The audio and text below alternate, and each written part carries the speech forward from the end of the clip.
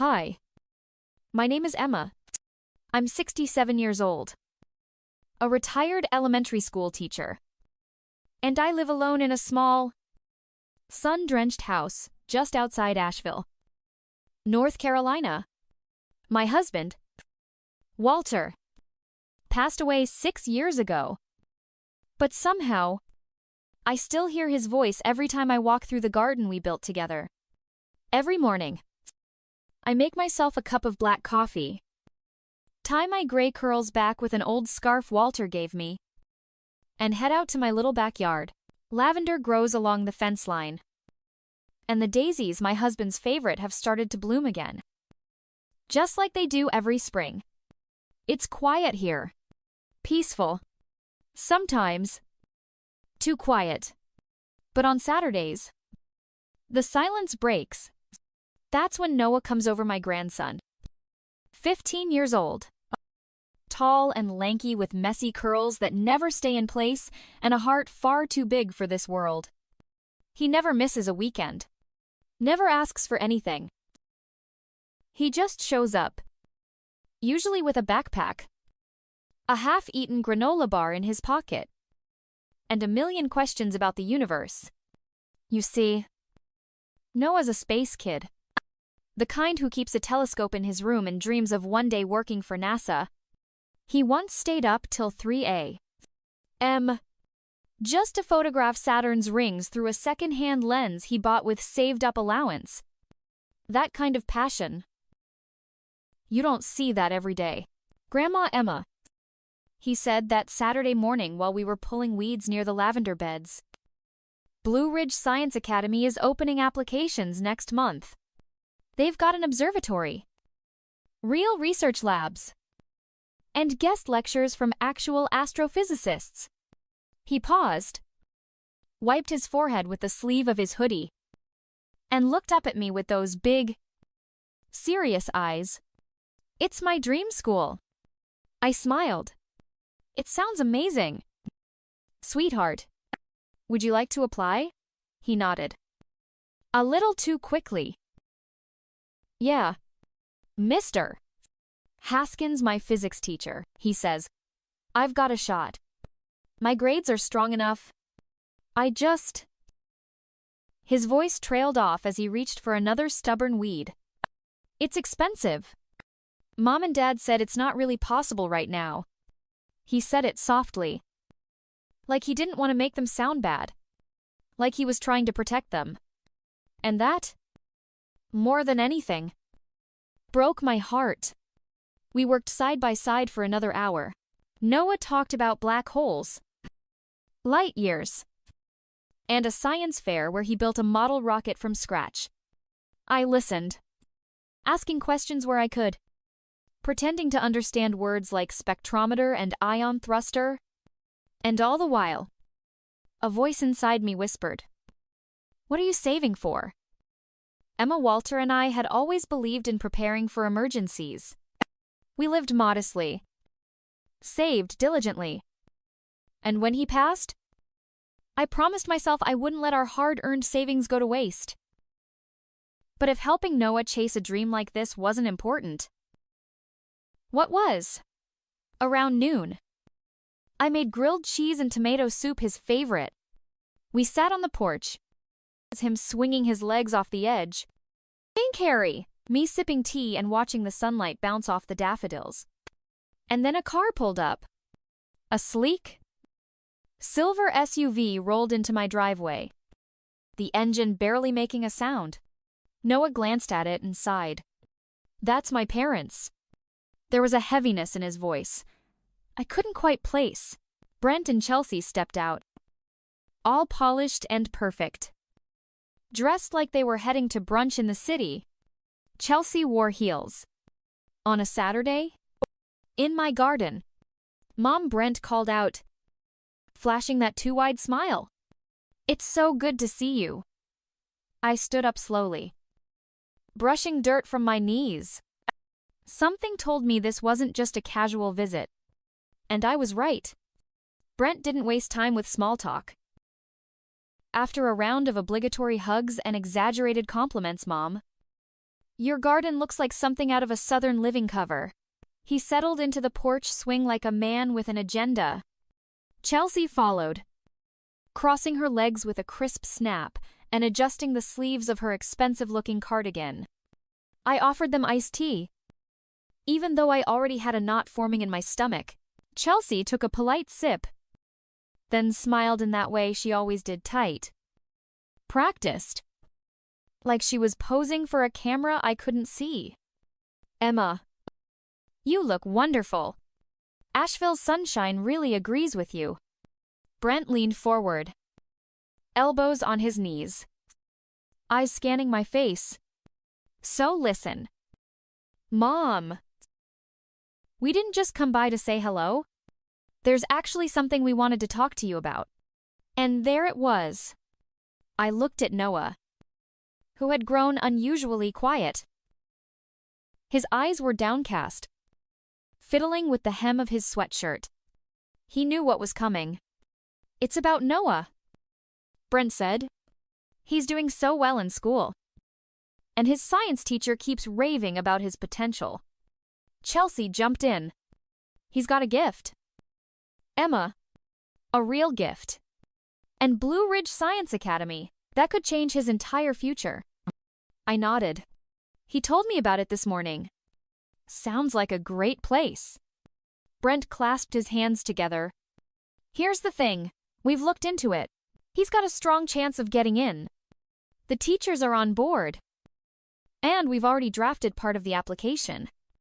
But, Chelsea added, her voice suddenly soft, the tuition is high, and they require a deposit to hold his spot once he's accepted. How much, I asked. Already bracing for the number. $8,000. Brent said without hesitation. Due by the end of next week? If we don't send it, they'll offer the slot to someone else on the wait list. And you need me to cover it, I said. They both nodded. Almost in unison. I sat back in my chair and took a slow sip of tea. The breeze rustled the wind chimes above us, filling the silence. They weren't willing to break themselves. We tried the bank. Chelsea added quickly. But with Brent's job change last year, our credits, well, not what it used to be. We wouldn't ask if we weren't desperate, Brent said, his voice suddenly more earnest. This is about Noah's future. You've always said education matters more than anything. I looked over at my grandson, who still hadn't looked up. Chelsea followed my gaze. Don't you want him to have every opportunity? Emma, think about what Walter would have said. That one hit me like a cold slap. Walter. He always said our savings were for rainy days or something that truly matters. But is this that day? Or is this just another one of Brent's polished performances? You've both had good jobs, I said. Nice house. New SUV in the driveway. And now you need $8. Oh, 0 in 5 days. Brent stiffened. The SUV's on a lease. And the kitchen reno had to be postponed. We're not living large. Mom, we're scraping by. Chelsea laid a hand over mine. Please. Emma, don't make us beg. I pulled my hand away gently. I need to think about it, I said, rising from my chair. It's a big decision. I'll let you know in a few days. Brent forced a smile. Of course. We understand. But I saw the flicker of disappointment behind his eyes. As they left, Noah lingered behind, finally meeting my gaze. I didn't know they were going to ask you for money, he said quietly. That wasn't me. Grandma, I swear. I know. Sweetheart, I whispered, hugging him close. This isn't about you. But in my gut, I already knew I wasn't just being asked for help. I was being played. I didn't sleep that night. I kept seeing Brent's face in that Chanel store so casual, So rehearsed, as if lying to me was just part of the family routine. And Chelsea's voice kept echoing in my head. Maybe we should have asked for 10. By morning, I had made up my mind. I needed to talk to someone who didn't sugarcoat things. Someone who could give me the truth, even if it stung. So I drove across town to see Hannah, my daughter. Her house was small and practical, tucked under a canopy of oak trees on a quiet street. No marble countertops. No luxury cars in the driveway. Just a screened-in porch. A wind chime. And 2 coffee mugs always ready. When she opened the door and saw me, her brows furrowed with concern. "Mom, what's wrong? I need to talk." I said simply. She didn't ask another question, just stepped aside and waved me in. 10 minutes later, we were at her kitchen table, each with a steaming cup of tea. Hannah leaned forward, arms crossed on the table, her expression steady. I took a breath. "I saw Brent and Chelsea at Green Hill Mall yesterday." She blinked. "Okay, in the Chanel store. Buying a purse." Her eyes narrowed. "With whose money?" "That's the thing. 3 days ago they came over, asking for $8. Null for Noah's school deposit. Said it was urgent. Said the bank turned them down." Hannah let out a sharp breath. "Unbelievable." I hid. I watched them. I admitted. And I heard them say I always give in when it's about Noah. That maybe they should have asked for more. Hannah leaned back in her chair, shaking her head. I hate to say it. "Mom." "But are you really surprised?" I frowned. "You think I should have seen this coming? Brent's been doing this for years. Remember when he asked you for that business course in Chicago? You gave him $3,000. He used it for a cruise." I stared at her, stunned. "How do you know that?" "Because he asked me first," she said. And I said no. There was silence between us for a long moment. Then she stood up, opened a drawer, and pulled out a small folder. Inside were printed emails, PayPal receipts, and scribbled notes. "He asked me again last year," she said, flipping through the pages. Said Noah needed a private physics tutor. $2,500. I looked at her, a sinking feeling in my chest. "Let me guess. There was no tutor." "Nope. He bought a new phone and upgraded their cable package." My stomach turned. "He used Noah again." "He always uses Noah," Hannah said gently, "because he knows how much we love that boy." Tears burned behind my eyes. I feel so stupid. "No. Mom, you're not stupid. You're trusting. You wanted to believe your son wouldn't lie to your face. That doesn't make you weak. It makes you human." I looked down at the table, where my tea had gone cold. Hannah reached across and squeezed my hand. "The important thing is what you do now. You've seen the truth. And if you still want to help Noah, and I know you do, then help him directly. Don't give Brent a single cent. But how I asked? We'll figure it out. Together." And for the first time in days, I felt a little less alone. Because finally, someone else saw what I saw. And together, we were going to protect that boy. I showed up at Brent's house the next morning without calling first. I figured surprise was my only advantage. Their neighborhood looked like something out of a brochure: fresh paint, neatly trimmed lawns, matching mailboxes. But under the surface, I now saw it differently. It wasn't peaceful. It was performative. Chelsea answered the door, still in silk pajamas and full makeup. Her eyes widened when she saw me. "Emma, what a surprise," she said, stepping aside reluctantly. "Brent's in the backyard, fixing the deck. Tell him I need to speak to both of you. Now." She hesitated for a second, then nodded and disappeared through the hallway. I stepped into the kitchen. It looked different than the last time I'd visited sleek new appliances. Granite countertops. A bouquet of fresh roses on the island. Funny, I thought. A family pleading financial hardship doesn't usually shop like this. And then I saw it. The Chanel purse still in its branded box, resting on the entryway table like a trophy. A few moments later, Brent walked in, wiping his hands with a rag, trying his best to look casual. "Hey, Mom," he said, forcing a smile. "Didn't expect to see you so soon." "I'll get right to it," I said, standing tall. "I'm not giving you the money." Brent blinked. "Excuse me," Chelsea stiffened across the room, setting down her coffee with a loud clink. "I'm not giving you the $8. Ling," I repeated calmly, because I know it was never about Noah's school. "I saw you at Green Hill Mall." "I heard what you said."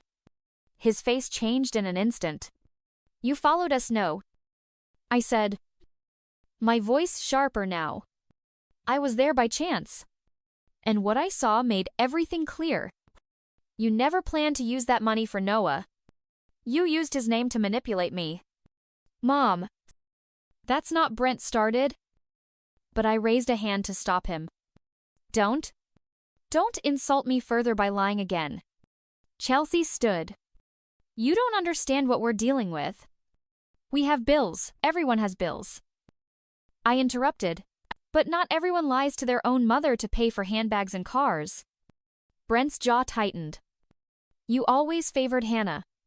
You'd never talk to her like this."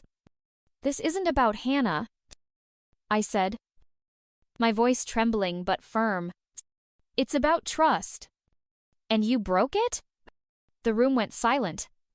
I could hear the soft ticking of their designer wall clock. Then a voice came from the hallway. "Is that true?" We turned. Noah was standing there. Pajama pants and a hoodie. Hair a mess, but eyes wide open. "You told Grandma the money was for my school," he said slowly. "Were you lying?" Chelsea rushed toward him. "No, sweetheart. Of course not." But Noah took a step back. "Then what was the purse for?" Brent stepped forward. "Noah, this is complicated. Adults make compromises. You lied," Noah said, his voice cracking. "To me? To her? You used me." I could feel his heart break from across the room, and I knew it would stay with him. "I'm sorry you had to hear it this way," I said gently, "but you deserve the truth." He looked at me, eyes glossy. "Are you still going to help me go to Blue Ridge? If you still want to go?" I said, "I'll do everything I can to help. But not through them. I'll help you directly." Noah nodded slowly. Brent exploded. "You can't just override us. We're his parents. And I'm his grandmother," I said. "And I will not let you use his future to pay off your mistakes." Chelsea's voice cracked. "You've ruined everything." "No," I said quietly. "You did that yourselves." And just like that, the masks fell, and my son looked like a stranger. Brent slammed the door behind me as I left. I didn't flinch. I'd spent decades walking on eggshells with him, playing the peacekeeper, the understanding mother, the wallet disguised as family. But something in me had shifted. Not out of anger, out of clarity. That evening, I sat at my kitchen table, the spring air floating through the window, rustling the curtains like Walter used to do when he walked past. I could almost hear his voice. "You did what you had to do. Em, you stood your ground." I hadn't heard from Noah since the confrontation. And I didn't expect to. Not right away. I knew Brent and Chelsea would do everything they could to regain control. But I also knew this time they wouldn't win. The next morning, I made a decision. I called Blue Ridge Science Academy. A kind woman named Miss Fletcher picked up. I introduced myself. Told her who I was and who Noah was. I'm his grandmother, I said. And I'd like to pay his enrollment deposit directly without going through his parents. She was quiet for a moment. Then said, "You wouldn't be the first grandparent to do that. Mrs. Delaney." We both laughed softly. That afternoon, I drove to my bank and set up a restricted trust in Noah's name, not just for the school deposit but for his future. A small fund he could access at 18. No matter what happened between now and then. It wasn't about control. It was about protection. Later that week, Hannah came over. She brought lemon muffins and a hug that lingered longer than usual. "I'm proud of you," she said, watching me pour tea. I'm still shaking inside. I admitted. "I feel like I've lost my son." She paused. "Maybe you haven't lost him. Maybe you've just stopped pretending he's someone he's not." I looked out the window toward my garden. The lavender was blooming again. That night, my phone rang. "Noah." "Grandma, I'm here." "Sweetheart." His voice was tight, like he'd been holding back all day. "I'm sorry for everything they said." "And did?" "I didn't know." "You don't have to apologize for their choices," I said gently. "You're not responsible for that." He was quiet. Then, "They're mad. Really mad." "I know. They said you're trying to steal me." My heart sank. "Noah, I'm not trying to take you from anyone. I just want to make sure you have the future you deserve." Another pause. "Did you really call Blue Ridge?" I did. "A beat." "Did you pay the deposit?" I did. He let out a breath that sounded like a release of weeks' worth of tension. "Thank you." I closed my eyes. "I believe in you, Noah. Not because you're perfect, but because you care. About learning. About doing the right thing. That's rare. I love you. Grandma. I love you too. Sweetheart. Always." We said goodbye. But I knew something had shifted. He saw me now not just as a sweet old lady with cookies and flowers, but as someone willing to stand up for him. Even when it hurt. A few days later, a letter arrived in my mailbox. It was from a law office. A formal notice Brent and Chelsea were restricting my contact with Noah. Any financial involvement or interference moving forward would be considered a violation of parental rights. The letter shook me. But it didn't surprise me. They were desperate to control the narrative. But I had already stepped out of their story. I wasn't the supporting character anymore. I was writing my own ending. The letter from the law office sat unopened on my kitchen counter for 2 days before I finally picked it up again. I'd read it once, but I didn't need to read it again. I already knew what it said. An official attempt to sever my relationship with my grandson, masked in legal language about parental boundaries and financial interference. They wanted me out of Noah's life because I had dared to say no. But I wouldn't play the villain in the story they were writing. So, I did something they wouldn't expect. I stayed calm. I stayed kind. But I didn't back down. With Hannah's help, I found a family attorney not to fight. Not to sue, but to make sure that what I'd set up for Noah was airtight. The trust fund, the school payment, even a small college savings account. It was all legally protected. There'd be no way for Brent or Chelsea to access a dime. 2 days later, my phone buzzed with a text. "Noah, Grandma.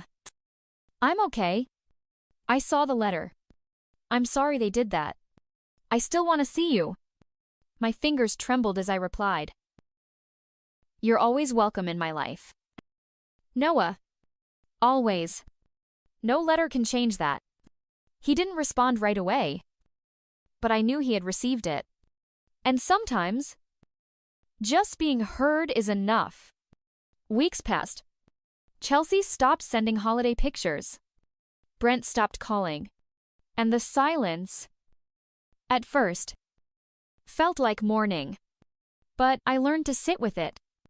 I focused on my garden, on morning walks, on the small joys Walter used to cherish sunrise coffee, handwritten notes, the scent of fresh soil. Then one Saturday morning, there was a knock on my door. I opened it to find Noah, taller than I remembered, with a backpack slung over one shoulder and a familiar glint in his eyes. "I brought my laptop," he said. "Figured you could use some help with email again." I smiled. "Come in, honey." He walked in like he'd never left.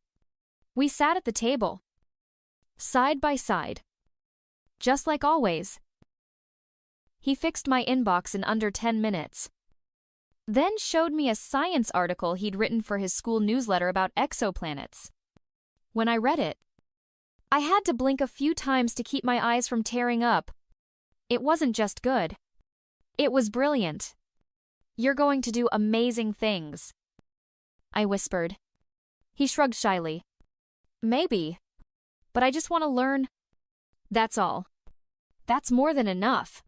As he sipped his cocoa and stared out the window at the blooming lavender, he said, "Dad's still mad. Mom won't even say your name." "I know. I think they don't really get why you did what you did." "They don't have to," I said gently. "You do. That's all that matters." Noah nodded. "I do." Before he left, he hugged me tighter than usual. "Thank you for believing in me." "I always will." He pulled away, then smiled. "See you next Saturday." I laughed. "I'll have your cocoa waiting." As I watched him walk down the steps and disappear into the afternoon sun, I felt something settle in me, not pride, not vindication, just peace. Because, in the end, I hadn't just protected my grandson's future. I'd protected my own heart, too. And maybe, just maybe, Walter was right. Sometimes, staying true to yourself isn't the easiest choice, but it's the one that lets you sleep at night.